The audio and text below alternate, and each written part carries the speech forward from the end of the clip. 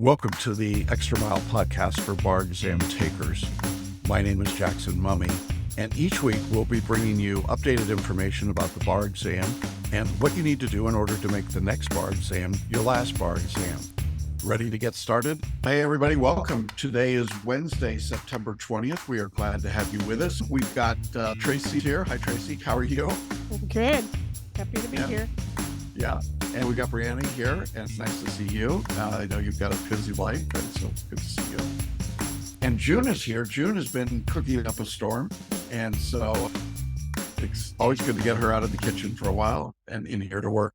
I don't think Amanda's going to join us today. We might have a special guest. I don't know. We'll see how that goes. Always surprises. Yeah.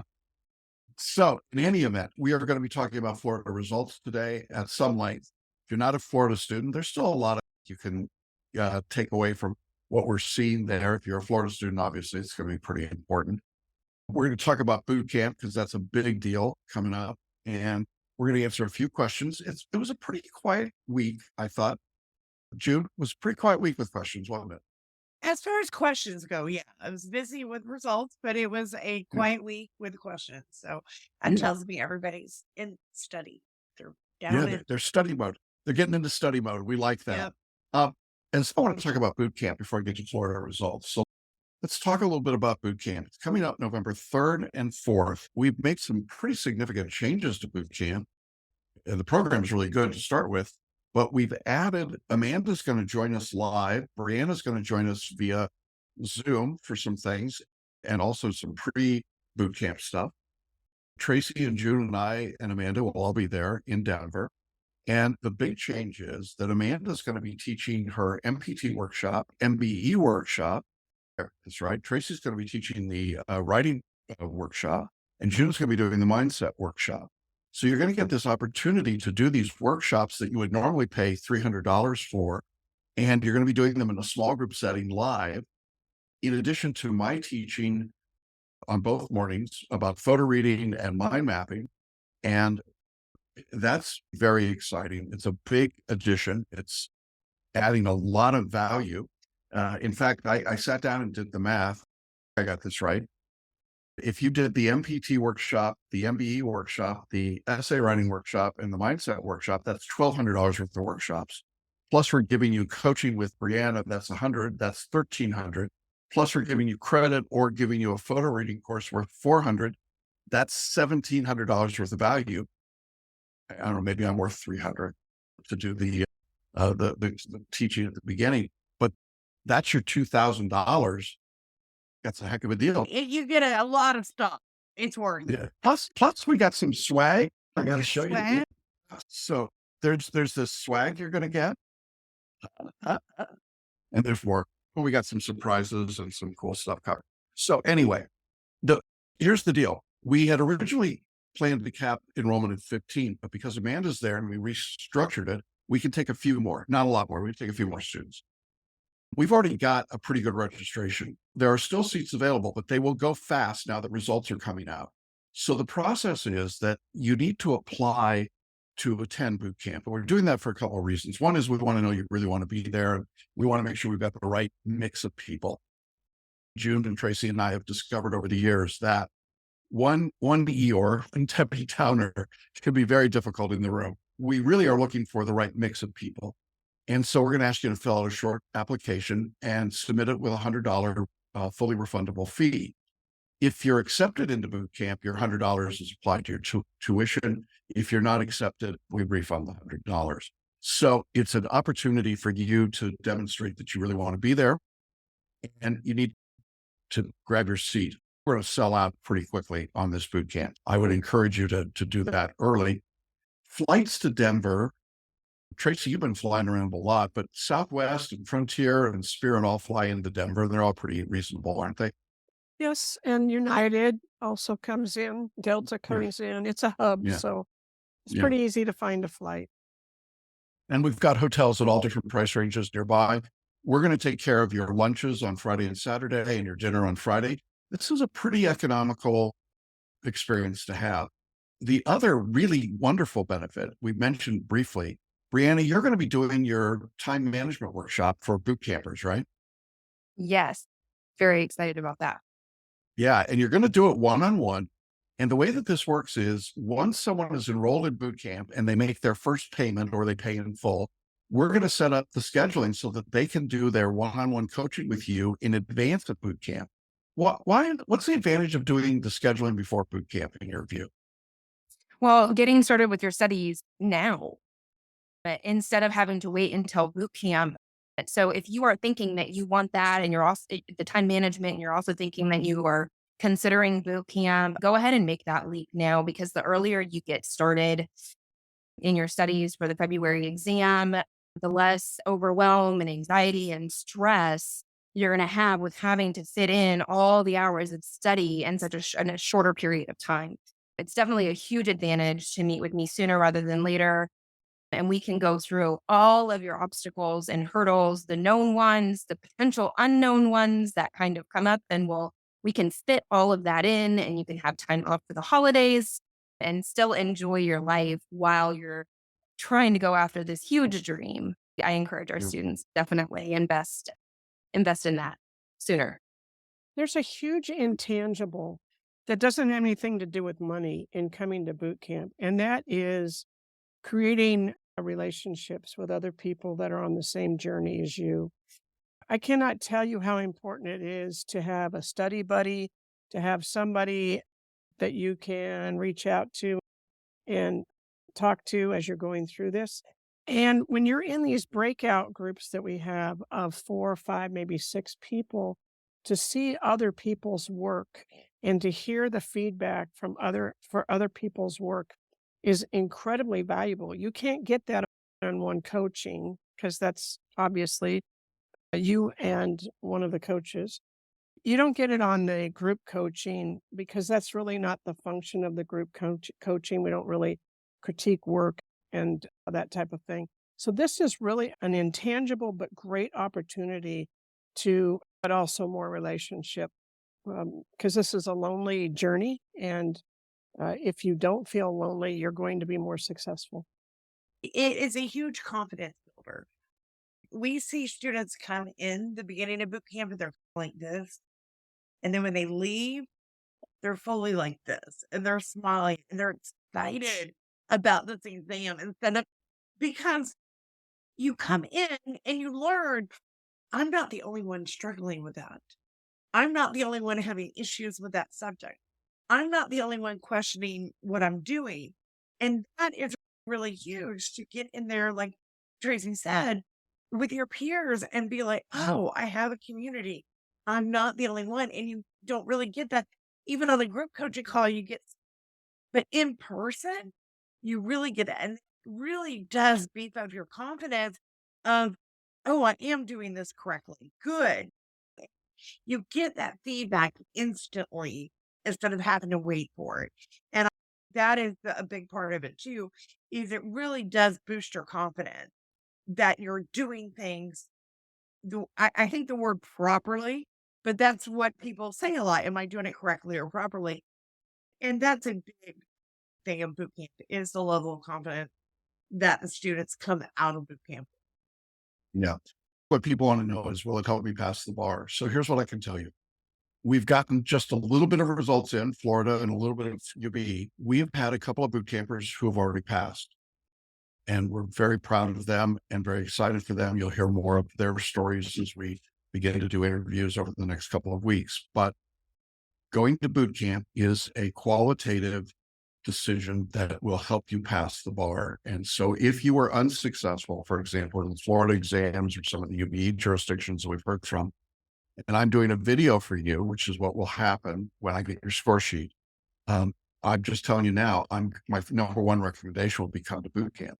It is the thing that moves the needle. Whether you're a photo reader or not, if you're a photo reader, I'm going to make you a better photo reader. If you're not a photo reader, I'm going to teach you how to do it. And photo reading makes a difference. It just does. I mean, Brianna, you were a photo reader, right? Oh, I was. Photo reading was like saving grace for me. It's funny being on this side of it because I was just like the majority of our students. Sounds very hoaxy. It doesn't sound real. But I'll tell you what, you guys, I went all in and photo reading, breakfast, lunch, and dinner. just going through those outlines, but just letting the process kind of work. And yeah, and it's a phenomenal tool in our huge toolbox that you have for us. Yeah. But Yes. Yeah, it's a big one. Yeah. And look, you can pay for boot camp in 8 monthly payments. You can pay 4 payments without an interest charge. There's lots of ways to take care of this. I know some of you are going to say, I really want to come to boot camp. I can't afford it. That's not true. You're going to spend the same amount of money for all these other services and not get all the added benefits. And we've made this incredibly affordable for you. So please check that out. Fill out your application. Do it today. Get yourself enrolled. Now, if you're not a Celebration Bar Review student, you are welcome to apply to boot camp. We will hold your application for a couple of weeks to make sure we're covered and have spots for all of our existing students. But we certainly are open to non-CBR students coming to boot camp. We've got a little bit more space, so that's possible. So that's what's happening with boot camp. Very excited about it. Very excited to see people that went to boot camp in the past. That's obviously the point. And I know as we only had a couple that were in boot camp that were Florida students. So we're just beginning to roll into those results for those other folks. I just want to say that, like you said, it really truly is a great investment in your future self. Your future self will thank you for it. And you have to sit back and go, what is my priority? And what is it going to take for what to get there? And trust me, all of us have had to make those choices and decisions and figure out what the priority is. And if it is your priority, I say this on my coaching calls all the time. What is our priority? We find a way. Yeah. We make time. Well, it tells us who's committed, right? It tells us who's really serious about this. So that's part of it. I did get a couple of questions about boot camp. Let me just address those right now. One student who's enrolled for boot camp said, I'm a photo reader and I have mind maps. Is there a code to enter to get discounts for boot camp? There's no discount for BarMaps, but there is a discount if you're a photo reader. You get $400 off the course, and there is a code, and we're glad to give it to you. And you can apply the code either to the monthly payments or to the payment in full. So just make sure you reach out and we'll give you that code for that. So if you're already a photo reader, no problem. If you've already done the time management workshop with Brianna, what we're going to recommend is that you do it again, because now you're setting up for a new exam and you want to do that, and it's time to freshen it up. So there's no credit for that. You just get to do another full session with Brianna. And then another question I got was, I'm interested in boot camp. Where can I sign up? You can sign up on our webpage. If you just go to resources, you'll see a page for boot camp. It's got all the information and the link to the application. So that's easy. And they said, is it too late? The answer is no, it's not too late, but it's going to be very soon. The only other thing is, if you've been to boot camp before and you have not been successful passing the bar, you're welcome to apply again to come to boot camp. And you may get even more out of it the second time because you'll know the basics and can really focus in on the breakouts. I don't know. I'm sure we're going to try to get first timers in first, but you're welcome to apply and let us know why you think you could benefit from it again. Yeah, good point. if there's any of our students that are on the fence about it because of the cost, I know we've tried to make it very affordable and payment arrangements and all of that. But the question I have for you is, would you purchase this boot camp or program for your children if it were going to help them enhance their lives? And so would you purchase it for them? And if the answer to that question is yes, which I imagine for everyone it would be, why aren't you making that same investment in yourself? There you go. I love it when Brianna lights it up. All right. So that's boot camp. We're excited. Please join us. So having said all that, we do have a special guest live from an airport somewhere. Dan Lang. How are you, Dan? Hey, Jackson. Well, I guess we should tell people why you're on here today. What's your news? My news is I'm a repeat taker and I passed the Florida bar and the MBE. I got my news on Monday, and I'm so thrilled to have that behind me and so grateful for this group. Well, that's great. Congratulations. I know we're going to do an interview later when you're not in the airport. But we asked you on here today, you were a boot camper. You came to Denver in the spring, and you participated in boot camp. And we always like to tout those successes in particular. But I'd love to ask you, what was the value of boot camp to you now that you're looking back on it? Sure. It was a value to me on multiple levels.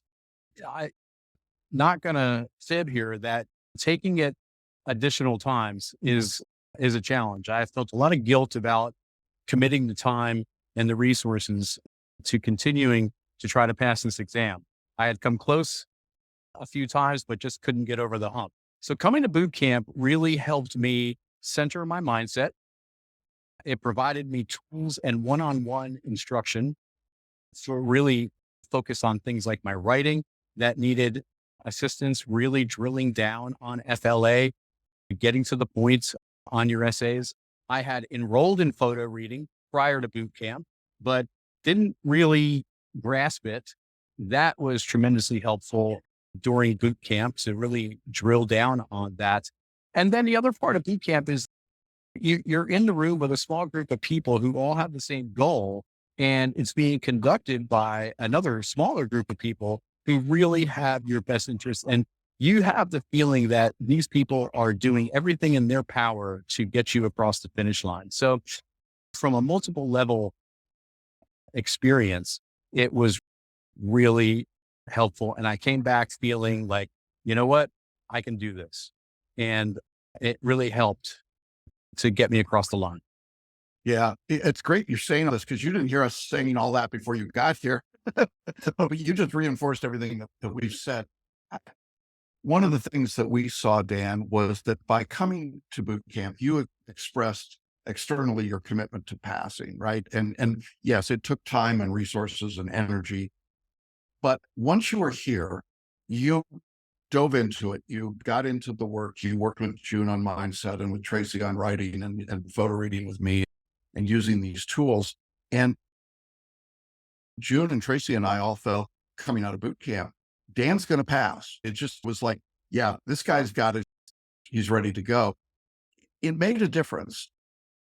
And I'm not saying you wouldn't have passed without boot camp, but I thought boot camp made it pretty close to a lock that you were going to do it. And it's got to be a great feeling for you this week. Oh, it's an amazing feeling. And you're right. I would undeniably say that boot camp absolutely contributed to me getting across the line. It was a tremendous experience. And up until that point, from 3 tries prior, I didn't have the commitment that I needed. I didn't have the support and the encouragement that I received from boot camp. And I had decided that, okay, if I'm going to try it, I need to dive in and I need to commit. And I did, but it was absolutely a big part of getting me across the line. And what was it like when you were able to see those results on Monday? So Florida is Florida, right? My significant other was texting me. She said that the Florida Supreme Court released the things, but when the Florida Supreme Court does it, all they do is release the applicant number and the pass or fail. And I was pretty sure what my applicant number was. And I looked back at my documents. So I found my applicant number and it said pass, but I wasn't going to say anything to anybody until I saw it from the Florida Board of Bar Examiners website. And of course, that website was all locked up until about 11:30 in the morning.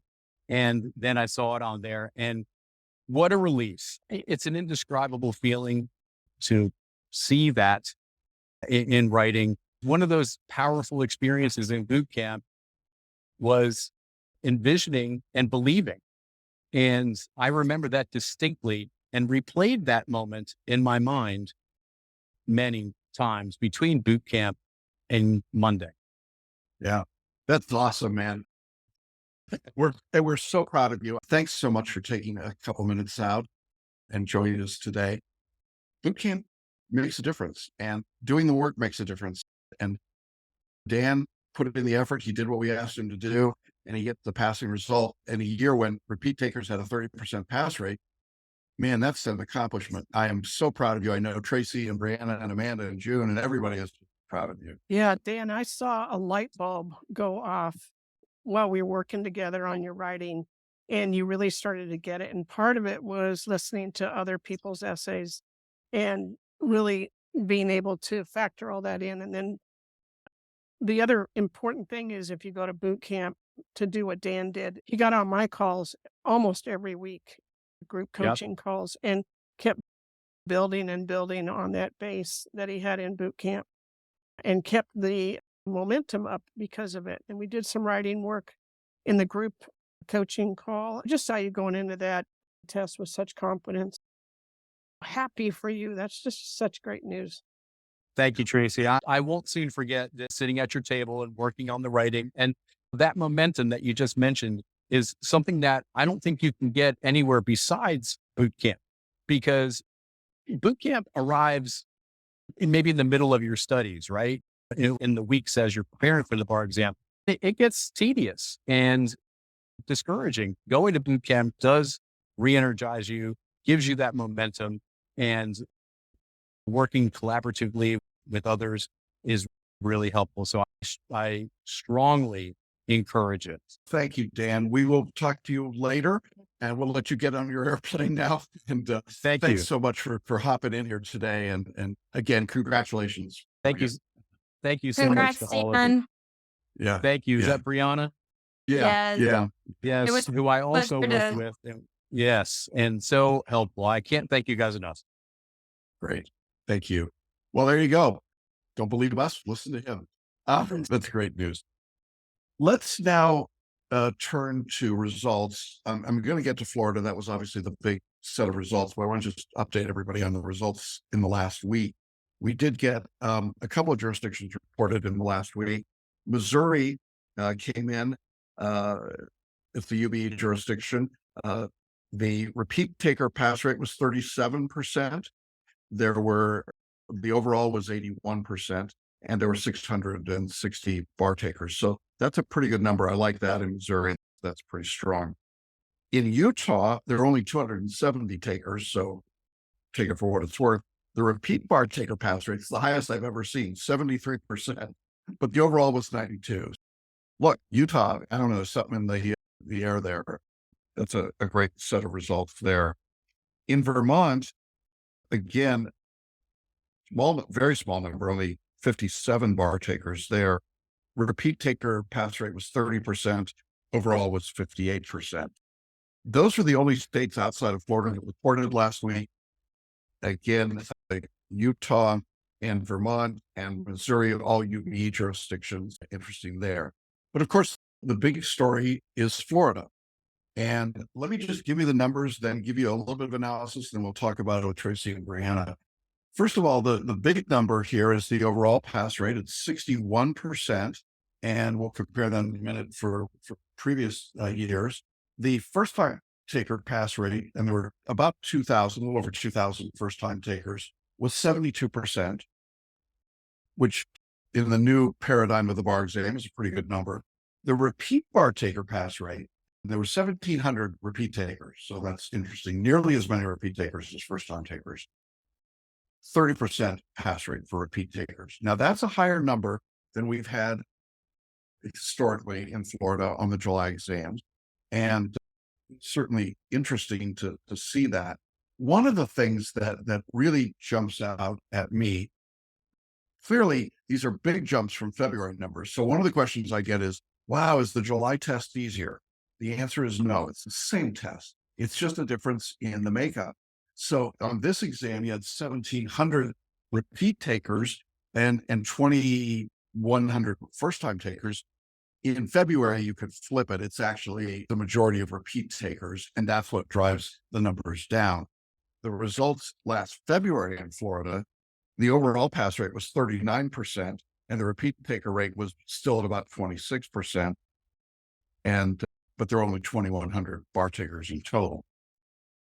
The big change is that you get the law school students that are coming in. That moves the first-time taker number up. But here's the other thing you got to understand about Florida. And it sounds a little wonky, but just stay with me for a minute. The ABA accredits law schools. One of the factors that they're looking at is first-time taker bar pass rate.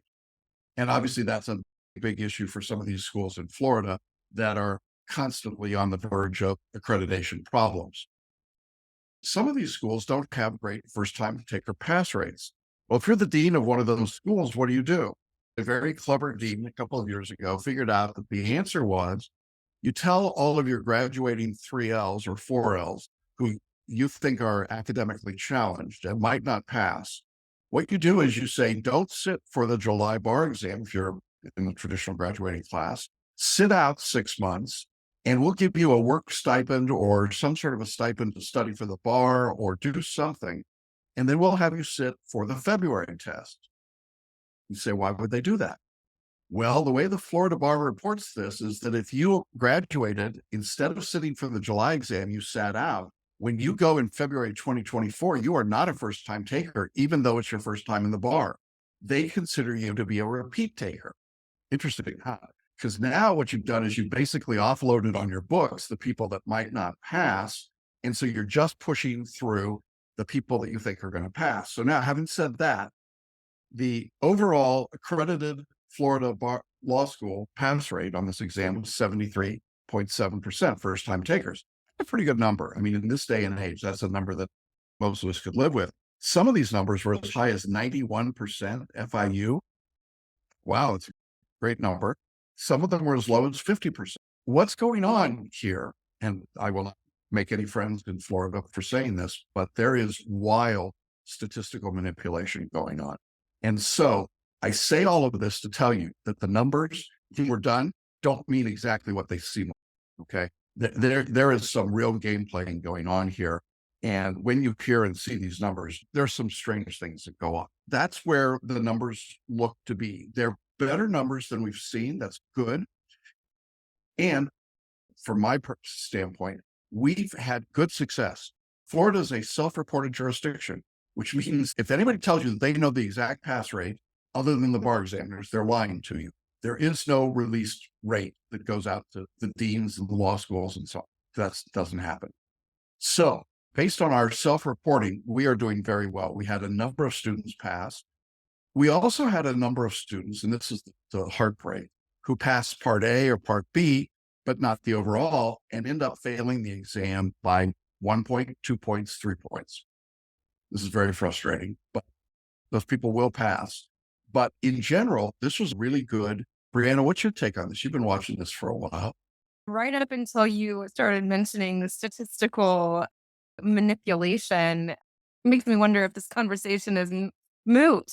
However, I am really happy to see these numbers increasing again. They have been so low, historical lows in the past, and it's just so defeating, not only for us as coaches, but also for our students more specifically. And so it makes us feel good as coaches to see these percentages increase. It should make our students feel more confident going into the test. A lot of our students always want to know the why, and we could sit here and play the why game all day long. I briefly touched on this last week, that it's a testament to our students and the amount of effort that they're putting into this exam and their studies and making it a priority. And so I'm very happy to see these rates where they're at right now. I'd love to see them even higher. Yeah, exactly. And I'm really pleased for our students that passed, and we're setting up some interviews, and we'll have some opportunity to talk to people that were successful, some boot campers, others that were in the course. If you were in our course and you did not pass, you will be getting a personalized video from me talking about what you need to do to get those extra couple of points. Before I turn this to Tracy, let me just say something I have said before. For a lot of you, we're just a point or two away, or 3 points. You are literally 1 or 2 questions away from passing the exam. That's it. Or a couple of paragraphs in an essay, or just keeping your focus and staying in it all the way through. One of the things that's so frustrating is people say, well, I was doing great, and then I got distracted and I forgot to finish off this essay, or I didn't really keep my head in the game in the afternoon on multi-state day quite the way I needed to. Look, the difference between passing and not passing these days, for many of you, is literally one or two MBE questions or one part of one essay, it is very narrow margins. And given the fact that it's such a narrow margin, in my view, you need to do everything you can to be prepared for the exam. And what I mean is you need to be doing these sessions on MBE with Amanda, or on essay writing with Brianna, or mindset with June, getting the personal coaching. Don't leave stones unturned. The cut line is so narrow right now. And I know that the people who have come up just short are just kicking themselves that if I just got one or two more questions correct. Well, how would you do that? I don't know that it's by studying more, but it's making better use of the tools and taking advantage of the tools that we offer. So that's the thought there. Tracy, you have anything to add here? I'll probably get fired for saying this, but I don't care about these numbers. They don't mean anything at all to me. And I really don't think they should mean anything to you either. The only number that matters is the number that you get at the end of the day. But what it tells you is, A, you're not alone. You're not the only one that is a repeat taker. If you are, you're not the only one that is taking it if you're a first time taker. You have a lot of people in the same situation. And if you are better prepared, then your chances of being in the number that Jackson declares as the pass rate is much higher than if you don't do the work, if you don't take advantage of these resources. There is no shortcut to getting a passing grade on the bar exam. I don't care how well you did in law school. I don't care what law school you went to. You still have to learn as a specific craft how to pass this exam. And to do that, you need to have resources. And these resources that we have are the ones that can get you through. So don't get hung up on these numbers. Just do your work and do it well. And you'll be one of the passers eventually. Yeah, absolutely. I still have my job. Yeah, you do. We're going to keep Okay. you around. Okay. I wanted to talk a little bit about what the scoring looked like in Florida specifically, because there were some interesting things that happened here. The essays in Florida, as we've been telling you, the first one was family law and ethics. The second was real property and contracts, and the third was torts and ethics. So ethics showed up twice on this exam. One of the things that stood out was that the mean score was 50 and 51 on these essays. That's a higher mean score than I've seen in a very long time. So that meant that the essays are very straightforward. I've said earlier that I thought they were not political. They stayed away from that. They stayed pretty generic. These were manageable essays, but you had to do better than the mean to get the scores that you needed to pass. The bar got set higher, but these were easier questions generally. The Florida multiple choice was one of the really interesting pieces of this. You recall that we had said last week we wanted to see how they were going to report this out, because in fact, what they tested were civil and criminal procedure. They tested business entities, which meant corporations, partnerships, agency, and Article 3 and Article 9 of UCC. And then they grouped all that together. So business entities, UCC 3 and 9 became one topic, even though it was really 5 different subjects all grouped together. There were 30 questions there. And then there were 30 questions in the areas of wills, trusts, and estates. Haven't seen that before either. 2 of these 3 Florida multiple choice topics were really just mashups of other subjects. In the business entities in Articles 3 and 9, you had 5 different topics to test on. And in the wills, trusts, and estates, you had 3 topics to test on. That's a lot. That's a difference in the way that the multiple choice has been set up. And interestingly enough, the mean raw score was 19 and 20. Typically it's 16 or 17. So again, people did pretty well on those multiple choice.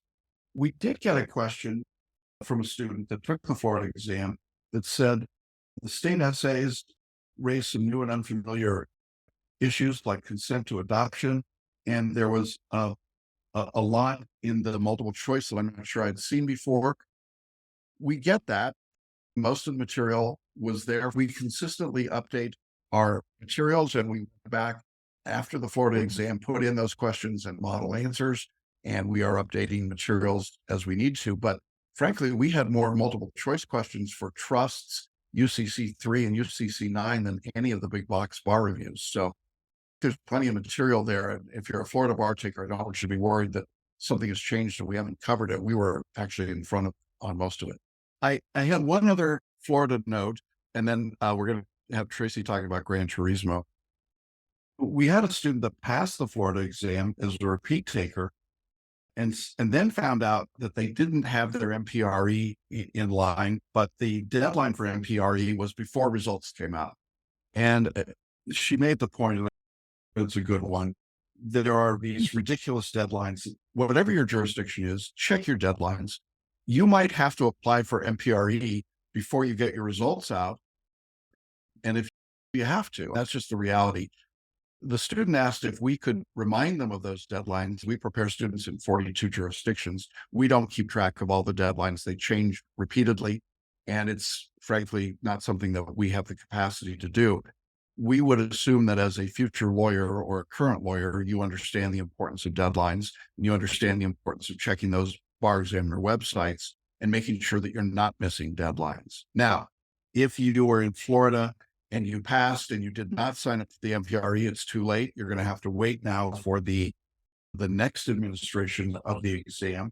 And that will be given after the February bar exam. And that's the next time the November deadline has passed. So I know that's frustrating, particularly when you pass your bar exam, you're like, I'm there, I'm done. And MPR is sitting out there if you haven't done it.